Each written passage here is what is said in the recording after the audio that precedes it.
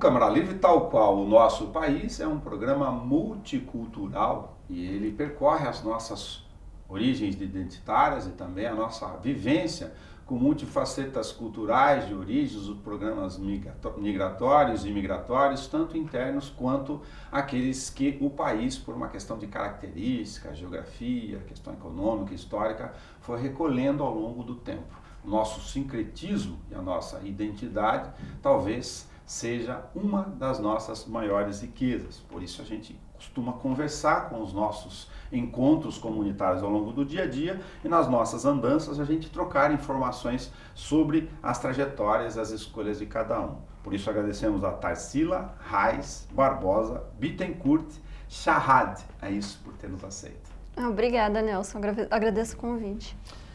Você tem origens no Oriente Médio, na família, da avó, que a gente chama dessa grande nação, para a gente entender essa cultura que é fantástica e nos ajuda a entender por que a gente é tão rico de misturas aqui no Brasil, né? De matriz africana, como você sabe, português, italianos, orientais. Sim. E, no caso de orientais, os orientais médios também, quando a gente fala de Oriente Médio. Então, quando olha para o teu nome, ele acaba contando um pouco desta relação multifacetada. Então, vai lá, nos ajude. Reis é de quem? O Reis é da minha avó por parte de mãe. É libanês isso? É libanês, é. Entendi. A família Reis em Bauru, que tem comércio, questão de pedras, pedreiras, né? Trabalha numa área que certamente você conhece, está no nosso arquivo, porque ele é multicultural também, né? Das pessoas que vivem a cidade aqui no Câmara Livre. Barbosa é um nome nacional, né? Bittencourt é um nome nacional. O Bitenca, músico, mandou um abraço para o Bitenca, que é pai da Tarsila. A Mara está onde aqui? A Mara, sua mãe. A minha mãe, ela é Reis Barbosa. Reis Barbosa, isso. Legal, já identificamos a mãe. E Shahad? Shahad é do meu marido, que é um sobrenome palestino.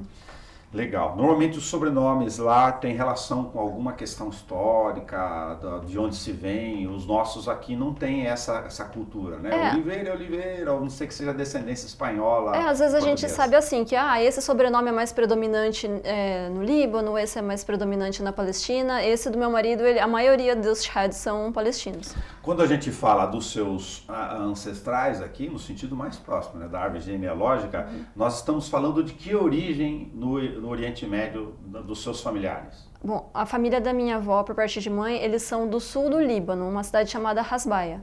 Tá. E o pai?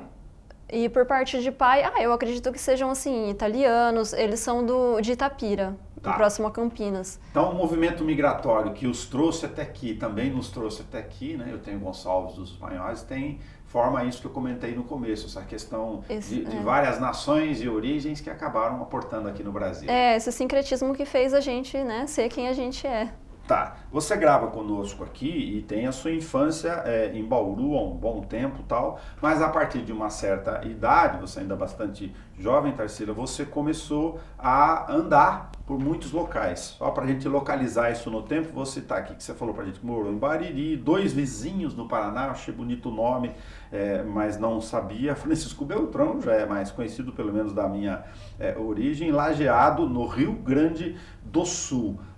Quais foram as relações entre as suas andanças e essas cidades? Então, eu morei muito tempo ali no sul do país. Quando eu saí daqui de Bauru, a primeira cidade onde eu morei foi 2 vizinhos. Lá a gente tinha uma comunidade árabe bem grande, hoje em dia acho que não existe mais, porque as pessoas se mudaram, que era por causa do trabalho também, esse trabalho com exportação de frango que eles fazem. Então, ali eu tive bastante contato também com a cultura árabe, ali em 2 vizinhos. Apesar da cidade não ter esse histórico, a gente ali tinha uma comunidade. Então, eu aprendi a falar mais árabe, eu conheci mais receitas, eu convivi, assim, bastante com os árabes ali. Tinham casas onde a gente ia que não tinham pessoas que falavam português, então você tinha que falar árabe ali. E isso ajudou muito, assim, no meu aprendizado da própria cultura, né? Que é minha cultura e do meu marido ao mesmo tempo. E no Rio Grande do Sul também eu conheci uma outra cultura, né? Inclusive agora eles estão passando esse momento difícil ali, né? A gente está ali na cidade onde que está tudo acontecendo em Lajeado. Foram coisas assim que acrescentaram muito na minha vida. Em Bariri mesmo, conheci pessoas incríveis. me aproximei da capoeira em Bariri. Foram coisas assim que foram moldando a minha personalidade. Legal, ela está comentando que a gente está gravando aqui só com uma demarcação de tempo, porque é um documento, né, que fica aqui no arquivo Câmara Livre. Esse aqui é o de número 789, pra você ter ideia da quantidade de personagens. Felizmente que a TV pública, com sua missão, faz os registros aqui, por causa da tragédia do Rio Grande do Sul, né, dos últimos dias de maio de 2024. Você falou sobre essa relação de comunidades, de estar ligada à questão do mundo árabe. Eu vou falar do Oriente Médio de uma forma geral aqui. Você acabou, por causa da questão do seu marido, primeira coisa, onde você conheceu o teu marido? As pessoas conheceu lá, conheceu em algum encontro? É uma história bem curiosa, eu conheci ele no Orkut. Na época do Orkut. O Orkut é um pouquinho mais atrás, uns 10, 15 anos lá. Isso, hoje em dia as pessoas já... É normal você conhecer alguém na internet, né? Tá. Mas naquela época é uma coisa estranha, né? Como assim conhecer na internet? Conheci ele no Orkut, ele já morava no Brasil. Tá. Aí ele tava em Dois Vizinhos. Daí ele veio pra Bauru, a gente se conheceu pessoalmente em coisa assim de uns 2 meses de conversa. Ele veio, a gente se conheceu pessoalmente. Aí ele voltou pra lá, aí ele me pediu em casamento. Opa. Aí eu fui pra lá e casei com ele lá. Que legal. Aí o Orkut fazendo as suas... Você só vai pro Tinder hoje. Hoje em dia é Tinder, né? Você falou exportação de frangos, muito ligado à questão comercial, lógico, dia a dia, a profissão. As pessoas podem saber uma parte, mas outras não. O consumo de proteína relacionada ao frango no mundo islâmico ou nos países islâmicos, ele é bastante significativo. É bem alto. O Brasil, inclusive, é o maior fornecedor, né, de proteína ali para a região. E tem uma foto, eu esqueci de comentar com você, que circula no Facebook, nas redes sociais, uma menininha de Gaza segurando um frango, quando eles receberam ajuda humanitária. E você vê o selo escrito Brasil no frango. Ah, legal. Isso recente, essa foto? Recente, dos últimos... Dos conflitos agora aqui da Palestina que a gente está acompanhando, desde o final de 2023. Então. Isso, Tá. E então isso mostra, na foto, você está querendo falar de quanto o frango é uma questão para a economia lá, para a alimentação, para o dia a dia. Presente. Muito presente. E o Brasil, um grande fornecedor de frango, é o maior do mundo, como se sabe, sobretudo para aquela região. Então tem uma relação aqui entre economia, Orkut, vida, secretismo, suas origens, e se encontrar, né, a partir de 2 vizinhos, vou brincar com o nome da palavra aqui da cidade do Paraná, com bom humor para você conhecer e construir aí a tua família, com 2 filhas nesse momento. Legal. Quando a gente fala sobre a cultura libanesa ou a cultura do Oriente Médio, né, você está, nesse momento aqui, gravando com a gente bastante engajada na questão do apartheid contra a Palestina, relacionado a isso. Mas antes de entender isso, você tem dificuldades, brasileira, está aqui em Bauru, foi para o Paraná, foi para o Rio Grande do Sul, de conversar com as pessoas e quando eles veem você, vê os traços, né, do Oriente Médio, aí vai falar sobre Israel, vai falar sobre Hamas, essas 2 palavras acabam chocando muito as pessoas por, às vezes, desconhecer também, desinformação? É um pouco difícil, porque o que chega para as pessoas é o que está na televisão. Então, elas têm a versão do que a mídia quer passar. E muitas vezes eles colocam os palestinos como os vilões, os terroristas, quando na verdade o palestino que está sendo invadido. Faz 76 anos que a Palestina foi invadida por essas pessoas que vieram da Europa para fundar esse Estado artificial, que é Israel, que não respeita nenhuma das condições da ONU para estar ali, ou seja, é um Estado ilegal, é um Estado que promove apartheid, para quem não sabe que é um sistema de segregação racial, onde algumas pessoas têm direito por ser de determinada raça e outras não têm. E que é um racismo, é um sistema racista e que é colocado ali na frente do mundo inteiro, todo mundo tá vendo, todo mundo sabe que é ilegal, mas na mídia eles colocam como se eles fossem um país normal e decente e qualquer palestino que fizesse uma resistência contra essa invasão, ele fosse um terrorista. Eu vou fazer uma analogia que eu mesmo peço perdão para ela aqui, que é muito difícil talvez da nossa cultura aí entender, mas é como se eu imaginasse os portugueses e depois os holandeses jogando canhões no norte e nordeste da história brasileira, sem considerar que na verdade os originários eram os índios, né? Como terra, falando disso. Não sei se serve essa analogia, mas alguém vem, toma o território de alguém numa origem, num determinado momento, para ser muito simplista aqui, mas para as pessoas tentarem colocar um pouco de identidade geográfica, histórica no tempo, e depois há uma subversão da história, porque você esquece dos originários, como se os madeireiros, hoje os grileiros das terras da Amazônia que tivessem razão. Serve um pouco essa analogia na hora de conversar com a pessoa mais simples brasileira? Serve sim, porque o palestino ele é o povo originário ali, né, daquela região. Tá. É isso daí, sabe? Com o passar do tempo, eles vão invertendo a coisa, entendeu? Como se o invasor fosse o dali, e não é isso. Agora, Israel se estabeleceu como se fosse um Estado, né? Hoje, enfim, na figura não detém erro e tal, mas isso ele acaba tendo, por questões econômicas da história, sem querer fazer juízo de valor aqui, mas tendo ou um lado, né, desde a Guerra Fria, antes tal, que a gente falava um pouco mais de forma aberta disso, ou com apoio americano, questões de petróleos, questões estratégicas do mundo, ou, no caso do antigo mundo soviético, os russos aqui, para falar de alguns, eu acho que tem os chineses aí como potência no meio da história. De que forma essa questão da apropriação da causa palestina na sua cabeça, por questões econômicas, geopolíticas mundiais, atrapalham esse entendimento? Eu digo, os americanos contam uma versão deles, de que alguém que é extremista, violento e outro não. E o outro fala, não, é um que estava invadindo o outro e também se apropria conforme os interesses deles dessas histórias. Eu acho que quem fala sobre a questão da Palestina, como você está dizendo, se alguém vai tomar partido de defender, por exemplo, o Irã e tal, a pessoa, eu não acredito que seja assim. Economicamente, não é interessante para ninguém defender a Palestina. Certo. Todo mundo que defende a Palestina vai se colocar contra o mundo que tem dinheiro, contra o dinheiro do mundo. Então, quando o Irã se levanta e faz alguma coisa, eles só estão perdendo. Eles estão colocando os Estados Unidos contra eles. Agora que a gente está vendo essa reconfiguração com Rússia, com China, a gente está vendo surgir uma nova ordem das coisas. Por enquanto, quem domina o mundo é o sionismo, através todo o mecanismo que eles têm, do imperialismo norte-americano. Então, toda a propaganda, todo o dinheiro, todo o capital do mundo, que por enquanto ainda está nas mãos deles, eles têm. Mas logo isso a gente já está vendo uma reconfiguração. Então, logo as pessoas começam a levantar a voz delas. Que nem, por exemplo, na última Assembleia Geral da ONU, a Palestina foi admitida como membro pleno. Recentíssimo aqui, que a gente está gravando. Isso, com mais de 120 países a favor da Palestina. Onde um dos poucos ali, que foram 9 contra, que era Estados Unidos e Israel, e alguns países marionete que eles têm. Ou seja, o mundo está começando a ver, e aquele poder dos Estados Unidos que existia até pouco tempo atrás, ele já começa a não ser tão grande, porque a maior economia mundial está passando a ser a China, porque as estratégias políticas da Rússia têm movimentado, entendeu? Então eu acho que a gente está caminhando. Quando eu era adolescente, que eu comecei a me envolver na causa palestina, eu vou falar para você, eu não via perspectiva. Eu achei, não tem como. Da ideia de constituir um Estado palestino e ser reconhecido por outras nações na sua adolescência e juventude. Parecia uma causa perdida. Parecia que a gente estava militando só para pararem de matar pessoas mesmo.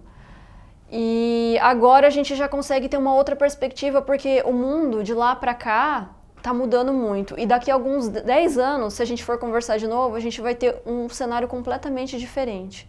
Quando a gente fala, eu vou fazer outra analogia aqui, você me pediu perdão por uma questão de desinformação, porque eu estou aqui na condição de conversar com você, obviamente eu tenho que fazê-lo mais por uma questão de não só ser jornalista, mas ser no mínimo coerente aqui no sentido de que eu não sou nem muito menos dono da verdade, quanto dono da informação. E me veio à cabeça aqui Croácia, o conflito, né, daqueles países que estão naquela circunstância aqui, se pegar a antiga Iugoslávia, Sérvia, Montenegro, quando era com a Rússia. Quando uma nação acha que tem direito de entrar num povo constituído originário no outro para poder valer através da força dos seus interesses estratégicos geopolíticos para se, aspas, proteger, a gente sai do horizonte de bom senso. Isso de alguma forma pode ser aplicado à causa palestina?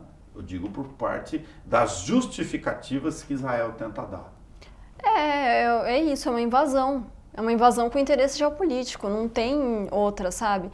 E o pior é que eles ainda colocam Eles falam muitas mentiras. Primeiro, eles têm a conversa de que era uma terra sem povo. Não é verdade, tem registro histórico. Hoje em dia eles não falam mais isso, porque tá muito fácil você abrir um arquivo na internet e ver as fotos. Tá. Você vê fotos de Gaza, você vê fotos de Haifa, você vê fotos de cidades que estão ali há muito tempo, que já eram cidades constituídas quando eles chegaram. Então, na verdade, você caiu por está terra. comentando que se tem alguém que não existia no tempo nessa fração, era Israel Era nessa história. Era Israel. Nós temos pessoas idosas que são mais velhas do que Israel. O meu sogro, por pouco, ele não é mais velho que Israel. Meu sogro tem 2 anos de existência de Israel. Não sei se você lembra a quantidade de anos, mas Israel é muito novo nessa história. Tem 76 anos. Então, aí, Eles começaram a fazer essa invasão na Palestina em 1947, com, de fato, terrorismo. Chegando com armas, matando pessoas, dizimando vilas. Financiados por quem? Pois é. O sionismo internacional já estava trabalhando nisso. E eles começaram com o terrorismo e hoje eles chamam quem está resistindo a essas práticas, onde eles entram, assassinam, matam, pegam casas, eles dizem que esses são os terroristas, que na verdade são as pessoas que estão tentando se defender. Que nem eu te falei do meu sogro, ele tem 2 anos, tinha 2 anos quando eles começaram a invadir ali. Ele foi expulso da casa dele. Você sai ou morre. A família inteira do meu marido cresceu no Iraque porque eles foram expulsos da terra deles na Palestina, em Yafa. Então é uma coisa assim é uma barbárie. A gente liga a TV, a gente vê, eles matam crianças na frente das câmeras.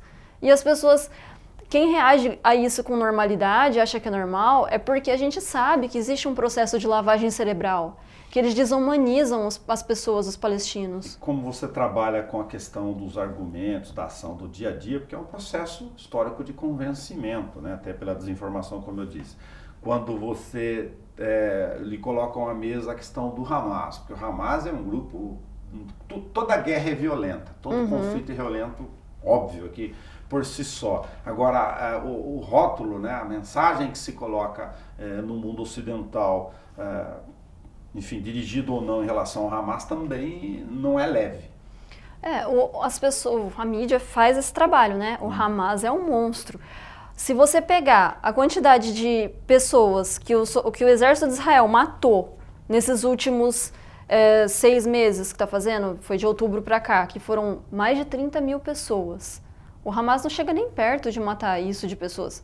Só que o exército de Israel, se alguém vê, uma fotinho ali no Facebook, olha só, soldados de Israel erguem a bandeira, não sei o que lá, ninguém se choca com isso. Por que as pessoas se chocam de ver o exército do Hamas? Entendeu? É só uma questão de propaganda. É propaganda. O mundo ocidental criou um medo fabricado em relação à questão do conceito de terrorismo? É fabricado.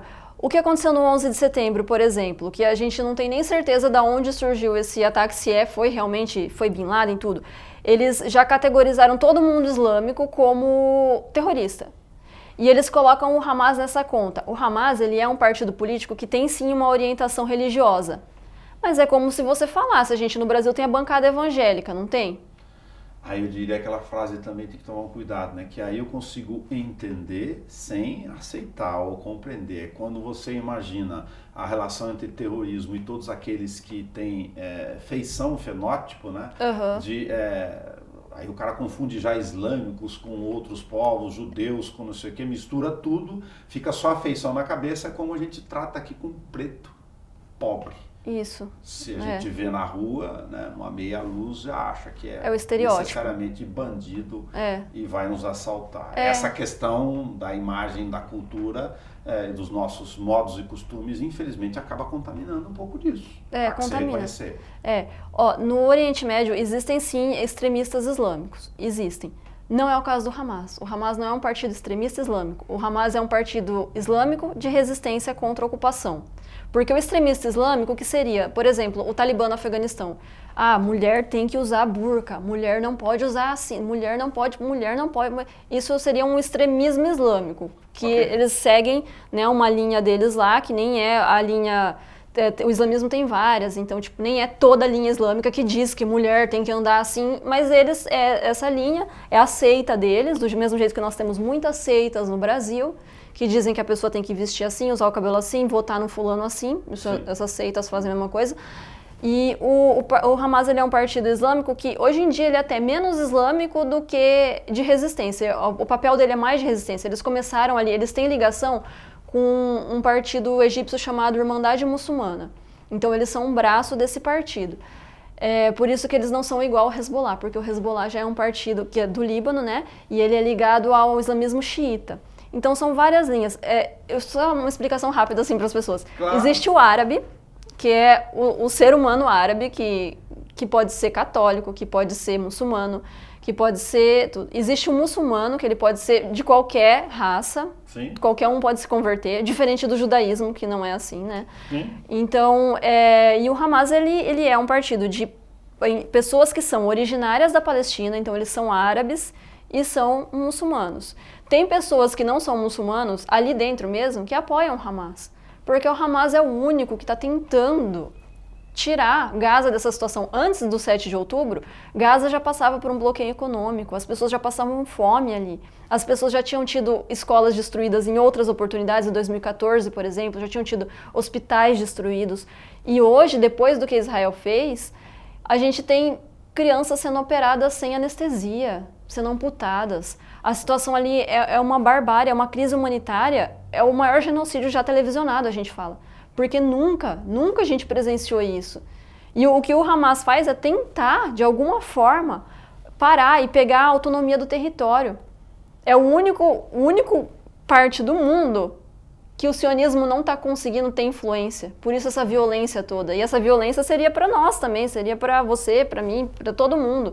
Se a gente fosse um polo de resistência anti-sionista, porque eles reagem com violência. Eu vou registrar aqui, porque você bem sabe, lógico, e é uma conversa do Câmara Livre, quando está na antessala das pessoas, que um país como o Brasil, né, que já se sabia, mas muito mais exacerbado no momento que a gente está gravando aqui nos últimos anos, estamos gravando em maio de 2024, só para demarcar o tempo. Um país tão dividido sobre questões de matérias ou de costumes mais conservadores, aqui não estou dizendo se a moral, o costume aqui tem efeito simbólico ou não na vida das pessoas, sem juízo de valor, e um país que quando vai tratar de tradições, da questão da família, acaba misturando religião com procedimentos e acaba nos dividindo. Falar de defesa de Hamas, você já deve ter visto isso como uma resistência em relação a um território originário. Esta é minha terra e aqui eu quero defendê-la, nesse sentido bem simbólico, talvez, para ilustrar, causa reação em algumas pessoas. Eu sei que as pessoas se chocam e eu não consigo me chocar com o choque delas, porque o que me choca é ver o que está acontecendo na faixa de Gaza. O que me choca é ver criança morrendo na minha frente sem eu poder fazer nada, sabe? A gente recebe vídeos, sangue, a gente morrendo, gente jogada no chão, todo dia. Todo dia. As pessoas não deviam se chocar de saber que eles estão tentando resistir. Elas deviam se chocar de saber o que está acontecendo, de ver ali na frente da câmera. Então eu tenho plena consciência, porque eu não tenho esse véu que as pessoas têm na cara, essa mente trabalhada de lavagem cerebral. Então eu vejo o que entendeu? E eu sei que as pessoas, eles falavam que o Hamas botavam bebês em fornos. Sequestra crianças. Estupra reféns. Tudo foi desmentido. Tem refém que já saiu, que já deu entrevista, que diz que isso não era verdade. E eles colocam bebês em forno. Essa do bebês em forno foi demais. Qual o motivo que eles teriam para colocar bebês em forno? É tudo que já foi provado que foi fake news, que sai ali do Departamento de Propaganda de Israel. Eles têm dinheiro para isso, eles têm verba para isso. Então, eu não posso esperar também que o brasileiro médio que não tem informação disso saiba completamente. Eu sei que as pessoas não sabem, porque eu sei que existe um aparato de propaganda muito forte para elas acreditarem no que acreditam. E o que a gente tenta com o comitê é tirar esse véu, tirar essa venda das pessoas. E como a gente comentava aqui antes de gravar, né, os nossos recortes, é que tirar o que você chama de véu sobre essa questão da percepção ou da falta de informação das pessoas é ainda mais difícil quando o ambiente de conversa ou de conteúdo está atrelado a um processo de violência. Isso. Em mais de uma faceta, mas a palavra violência aí está presente de várias formas. Com certeza, né? Com certeza. O Comitê contra o Apartheid e contra a Palestina, que é recente aqui em Bauru, que você está à frente, a gente se conheceu no âmbito dessa ação sua do dia a dia como jornalista, ele nasce com uma organização aqui na cidade, como um instrumento coletivo de discussão em função dessa sua paixão também por essa questão de explicar e fazer valer a sua avaliação sobre as pessoas? Sim, com certeza. Há muito tempo eu já tinha, assim, até um peso na minha consciência de pensar que eu não estava me engajando totalmente, né, na questão, porque a gente tem que levar isso para as pessoas. E daí, depois do 7 de outubro, que começou a acontecer tudo, eu participei de uma live e junto comigo estava o Fábio Bacila da FEPAL, que é a Federação Palestina, e ele fez esse chamado, falou que as pessoas deveriam se organizar em comitês. E aí, diante disso, eu chamei algumas pessoas aqui em Bauru, que aqui em Bauru a gente tem bastante pessoas que apoiam a causa palestina. O professor Geraldo Bergamo, você conhece, a Cris da BJD, o Luiz, o meu marido, Ziad. Nós temos muitas pessoas aqui que estão engajadas aí no comitê e a gente formou esse comitê. O número assim, de simpatizantes é grande, a gente tem um núcleo organizativo menor, mas a gente tem um número grande de simpatizantes e pessoas que estão sempre ali com a gente nas atividades. Então, surge disso, sabe, dessa necessidade de expor, de mostrar. Alguma coisa a gente está tentando fazer, tá? A gente está mostrando, entendeu? Tá, agora, como descendente, como alguém que está ligada, né, de forma umbilical com isso, nessa sua causa, que por si só já é respeitável, como eu sempre repito, independentemente do juízo de valor, que as pessoas possam estar tendo do lado de lá, aí é com eles, né, busquem informações, é o que a gente orienta sempre para uma possível versão, sobretudo no mundo da internet, do jeito que chega hoje com esses domínios tecnológicos, mas o que eu quero dizer é o seguinte, como você vê uma disputa ou uma tentativa de resistência do território onde o oponente, aquele que está agredindo na convicção de vocês, ele tem força militar poderosíssima, ou seja, vocês conseguem enxergar horizonte nessa história do ponto de vista militar? Eu consigo, porque já ficou provado, a partir dos recentes acontecimentos, não tão recentes, de uns 5 anos para cá, a gente consegue já ver que essa questão toda do aparato de Israel, na verdade, é só uma narrativa. Porque o domo de ferro deles não é 100% eficaz, entra míssil ali. O exército dele não é poderoso como se diz, porque é muito fácil você pegar uma bomba e jogar em cima de uma casa de civis. Agora, se o Irã realmente entrasse em guerra, eles estavam em pânico, em pânico. Quando aconteceram aqueles ataques do Irã recentes, o Netanyahu ele se enfiou num bunker, ele reuniu o Conselho de Segurança, estava todo mundo em pânico. Eles não atacaram diretamente o Irã. Eles não têm força, não é real esse poder todo deles. O que eles têm é dinheiro e capacidade de esmagar civil. Mas para você bombardear uma casa de um civil, destruir infraestrutura de civil, você não precisa de muita coisa. Você só precisa do dinheiro. Você não vai enfrentar combate com se o Hamas fosse um monstro, como eles estão dizendo, cadê? Como que o Hamas tem força para resistir? O Hamas tem coisas caseiras que eles fazem ali, com coisas que, quando entra alguma coisa debaixo de um túnel, enquanto eles têm aquelas coisas deles, aquelas bombas que explodem tudo, financiada por muito dinheiro, custa muito caro, botar um avião daqueles para voar, jogar uma bomba daquelas para matar gente que vive com menos de um dólar por dia. As condições socioeconômicas, sanitárias, de abastecimento de comida, de água no dia a dia, em territórios inóspitos, né, deserto e tal, são muito difíceis. São. Parece para os dois lados, aí nesse caso. O território, de uma forma geral, tem algumas partes econômicas, lógico, com seus desenvolvimentos, mas se a gente considerar ali Palestina inteira, mesmo Israel, a imagem que a gente vê, né, naqueles lugares com muita poeira não é fácil. Na verdade, a Palestina ali, ele tinha já, na parte deles, é bem próspero. Tá. Porque eles pegam os recursos da água, aquelas coisas de trazer água e coisas. O que eles fazem é secar tudo, acabar com tudo ali na parte de Gaza. Entendi. Mesmo assim, tem os peixes, tem as coisas. Mas é uma forma de fazer isolamento e tentar vencê-los pela resistência mesmo. Né? O bloqueio econômico. Isso. A questão ali. Coisas básicas. A faixa de Gaza tá numa situação humanitária, uma crise onde você não tem nada, as pessoas estão morrendo de fome, tem mais de 60 mil pessoas em caso de desnutrição severa. Além dos mortos das bombas, a gente vai começar a ver agora os mortos da fome, imagens de gente passando fome mesmo. O que significa a palavra intifada? Intifada é o levante, é a revolta contra o opressor, assim, o levante dos palestinos. Tá, é uma expressão palestina em relação à questão do invasor ou à defesa do território, se for fazer um sinônimo, uma explicação bem básica. Assim.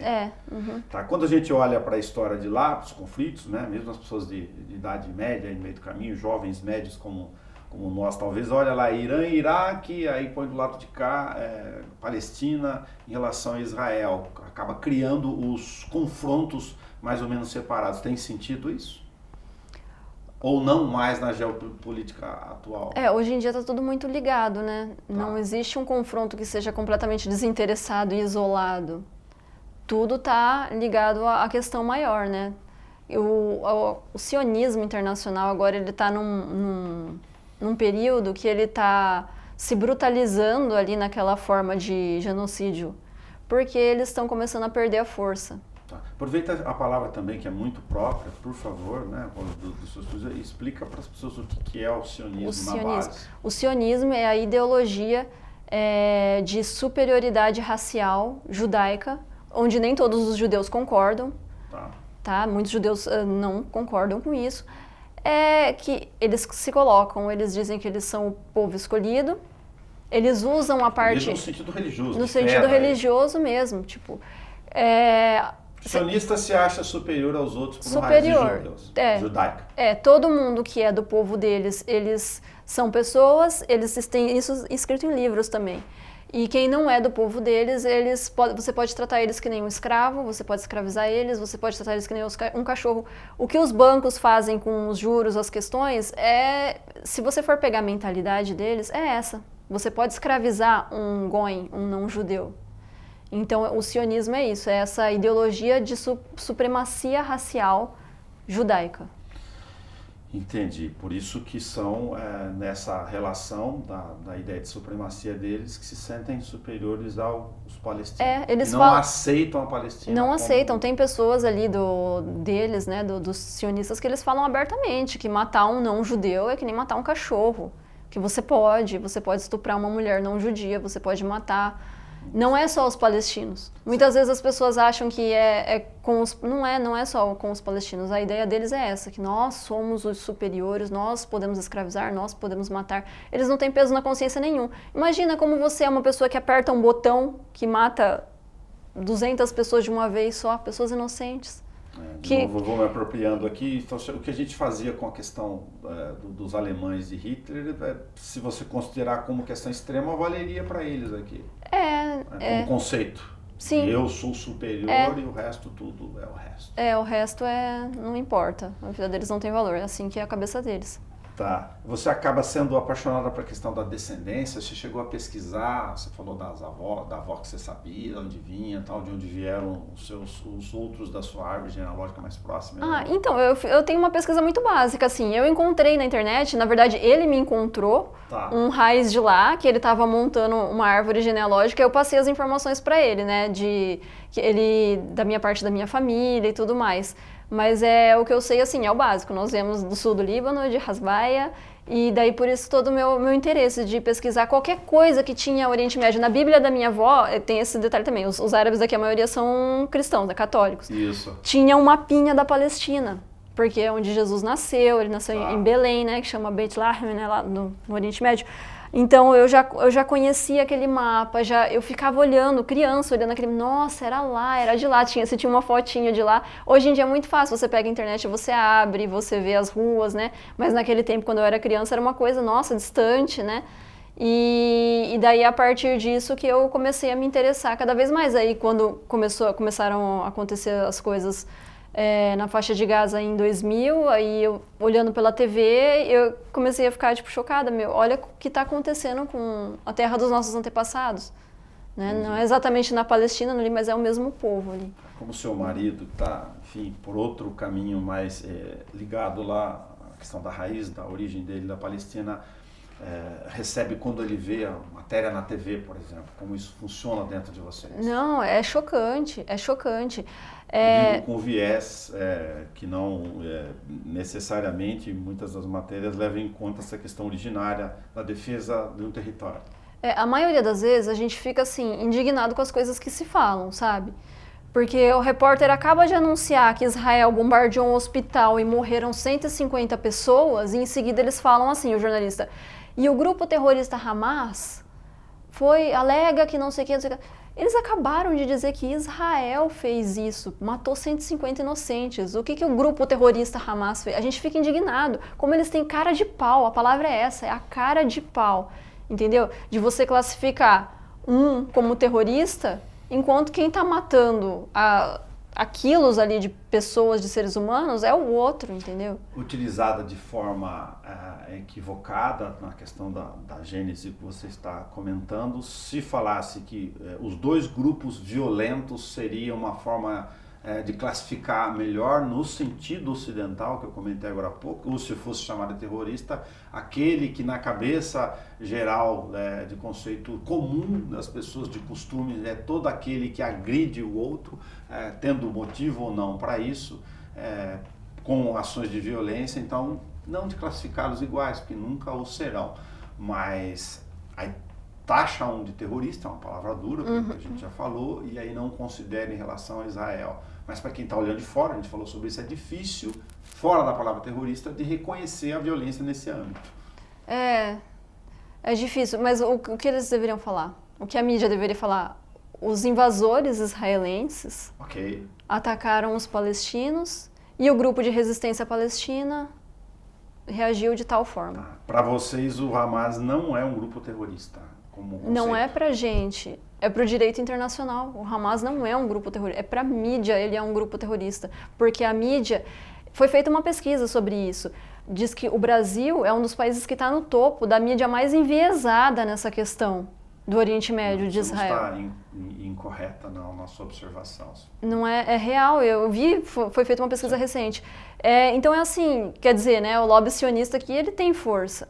Todo mundo aqui está... A questão cultural de falar... A questão cultural. Cultural é quem está por trás bancando esse pessoal, a mídia de massa, né? E o trabalho é tão bem feito que, assim, tem pessoas que falam, por exemplo, da Globo. A Globo isso, a Globo aquilo, eles xingam a Globo o tempo inteiro. Só que quando a Globo fala que Israel tá certo e o Hamas é terrorista, eles concordam, eles batem palma pra Globo, aí a Globo tá certa. Porque o trabalho de lavagem cerebral faz eles entrarem em contradições que eles nem percebem. Tipo assim, é ok matar criança. As pessoas nem percebem o que elas estão falando. Tem dificuldade na sua família para um ou outro integrante de discutir isso como a gente está fazendo aqui? Então, eu já presenciei, sabe, algumas pessoas assim que não conseguem entender. Você explica e a pessoa não entende. Continua falando, não, mas é porque o Hamas provocou, o Israel só está fazendo isso porque... Primeiro, se fosse verdade, mesmo assim, é certo matar 30 mil pessoas, onde 70% dessas pessoas são mulheres e crianças? Continua não sendo certo. Segundo, o Hamas são pessoas palestinas. Israel são pessoas que invadiram a Palestina. Faz 76 anos, mas aconteceu, é isso. Não adianta, a história não vai se apagar. Não vai, você dormir e acordar, não vai mudar a história. Sim. Sim, nesse aspecto de ocupação de território, de nascedouro de um Estado, Israel, de fato, tem menos de 100 anos, não tem como desconsiderar isso. A ideia do comitê aqui é para discutir, como você está fazendo aqui, levar para as pessoas essa questão da compreensão de vocês, falar das origens e tentar explicar isso sobre um outro ponto de vista? Isso, é colocar o ponto de vista do que é. As pessoas falam, é o seu lado da história. Não é, a gente quer colocar o lado que é a história, o que aconteceu, o que está acontecendo. Porque o que as pessoas têm não é a minha opinião, é a opinião que botaram na cabeça dela, que não é nenhuma opinião. É uma distorção de fatos. A gente está aqui para colocar os fatos. Olha, é o seguinte, Israel invadiu essa terra, está matando pessoas e está promovendo um regime de limpeza étnica, está matando por raça, está segregando por raça, apartheid, e é isso que está acontecendo. Não tem outra versão da história. Tarsila, eu vou contar para eles que quando a gente estava aqui gravando, a gente anota o nome. Qual é o seu nome completo? Nome de batismo que eu uso aqui, né? Fala Tarsila Reis Barbosa Bittencourt Charrad. Aí estava a colega Camila aqui no ar e falou: Bittencourt, quem é seu pai? O meu pai é o Bittencourt. O pai dela é um músico Bittencourt. Tem gravação que eu falei no nosso arquivo público aqui, uma pessoa bastante conhecida, né? No meio. Ele é de música. Sua mãe, eu não sei qual isso, você falou que é professora aqui. Você não toca? Não toco, não puxei meu pai nisso. Dança? Danço. A dança árabe, enfim, que é uma questão cultural. Dança do ventre, a dança Debk, a dança folclórica. A dança folclórica Debk, né? Meu marido dança bem, muito bem. Ele só não se apresenta, mas ele dança muito. Tá, como se fala? Debk. Debk. Debk é uma dança árabe aí? É árabe desses países do Levante. Ele é Síria, Líbano, Palestina, todos esses países dançam essa dança. Tá, tem uma série de filmes agora por causa da Netflix, infelizmente, né, que tem, eu gosto muito que mexe com a questão de cultura, de comida e de tradição, né, e envolve muito a dança, a forma de vida de países de origem árabe e tal. Não sei se citar alguns aqui do meio. Tem um que fala de cheiro e de sabor, que é muito, entre vários interessantes. Tem outros indianos também. Eu estou querendo dizer que o cinema acaba sendo, de uma forma ou outra, uma maneira também de abrir um pouco de portas, para a gente retirando um pouco o rótulo. O Brasil é multifacetado, como eu falei na origem. A gente vai tentando saber que há mais do que a dança de ventre nessa história, é uma cultura infinita. Agora, e comida? Você tem domínio, seu marido que tem mais sobre Olha, cozinha culinária? Eu faço bastante comida árabe. Meu marido faz também. Ele cozinha muito bem, mas quem cozinhava mesmo era minha avó. Agora, os condimentos típicos, eles precisam ser importados, os mais específicos, você encontra com facilidade aqui? Aqui em Bauru a gente encontra com facilidade, por conta mesmo da imigração árabe, né? Da época da minha avó. Então a gente tem pimenta síria, cominho, essas especiarias que se usam, a gente consegue encontrar fácil aqui. O cominho encontra fácil no dia a dia. A pimenta síria talvez também, mas quando tem uns produtos específicos, põe no quibe, põe no outro, que aí só tem lá de... Aqui, tem que mandar trazer ainda ou não? Uma coisinha ou outra que a gente tem mais dificuldade de encontrar, que só encontra, mas a maioria das coisas, que nem tahine, é uma coisa que sempre teve aqui em Bauru, tem bastante. Então não é muito difícil. Tem uma coisa que a gente não acha aqui no Brasil que chama milorrie. Tá. Uma comida que eu também não conhecia, fui conhecer com meu marido. Milorrie, o quê? Milorrie é como se fosse uma plantinha, o pessoal traz a muda e planta em casa. Daí, só quem tem planta em casa e faz. É uma plantinha que parece um espinafre, quando você deixa ela bem picadinho. E ela fica com uma textura, assim, meio que de quiabo, sabe? Uma gosminha, assim, é uma delícia. Eu experimentei outro dia, aqui, nós estamos perto aqui do alto da cidade, um suco de rosa. Ah, com a aguinha de rosas, né? É uma delícia, né? Gostei muito. Você encontra ele importado, né? Geladinho, fica muito bom. Investimenta? Então, como eu te falei, né? Hoje em dia eu me visto completamente ocidentalizada, né? Mas eu já usei véu. Já usei por 7 anos. Brasileirou aí o comportamento. Então, porque quando eu usava, todo lugar que eu ia, eu era a atração do lugar, né? Nossa, aquela mulher do lenço, né? Aí hoje em dia eu considero que eu me visto normalmente. Assim. Mulher do lenço, mais de 1,70 de altura, 1,73. Está fazendo educação física agora? Isso. Depois das filhas, com que idade tem suas filhas? 15 e 12. 15 e 12. 16 e 12. 16 e 12, já estão... adolescentes aqui. Sim. Aí deu tempo de fazer agora, você tinha parado um tempo por causa da maternidade, não? Por causa da maternidade, porque eu tinha as duas, a gente estava sempre numa cidade que a gente, às vezes tinha cidade que a gente não tinha uma pessoa para deixar na casa, para falar que nem, você não tá perto da sua mãe, você não tá perto da sua sogra. Então a gente se mudou muito de cidade, eu tinha sempre as pequenas cuidando delas o tempo inteiro. Aí quando elas começaram a crescer um pouco mais, eu pensei, agora eu vou fazer minha faculdade. Tá, aqui no caso dos pais, avós, tal, ligados muito mais ao seu marido, estão lá ainda, ou estão no Brasil? Os pais do meu marido, eles estão na Suécia. Na Suécia? Na Suécia. Poxa vida, só tem ele de filhos? Não, ele tem mais 6 irmãos. Mais 6 irmãos? Entre irmãos, 6 ou 7, acho. E você? Eu tenho um irmão e uma irmã. Entendi. Tá, e então as suas pequenas aqui, que já são adolescentes, também não tem tanto contato do dia a dia com só por chamada de vídeo. E os meus sogros é interessante assim, porque o meu sogro, ele nasceu na Palestina, daí, como eu te falei, com 2 anos ele foi pro Iraque. A minha sogra já nasceu refugiada, de uma família de palestinos, nasceu na Jordânia. Aí ela casou com meu sogro, foi para o Iraque. Aí eles foram para o campo de refugiados onde meu marido estava. Meu marido ficou no campo, daí ele foi trazido para o Brasil. Eles não aguentaram ficar no campo, eles saíram e foram para a Síria. Eles foram para a Síria, em 2011 começou a guerra da Síria. Poxa. E até depois Fugiram para buscar um espaço. Cada lugar que você vai tem outro conflito. No Oriente Médio, assim, porque a guerra da Síria que a gente sabe também, que foi uma guerra por procuração, muito movediço, a mando dos Estados Unidos. E daí, depois dessa guerra da Síria, eles foram para a Suécia. Entendi.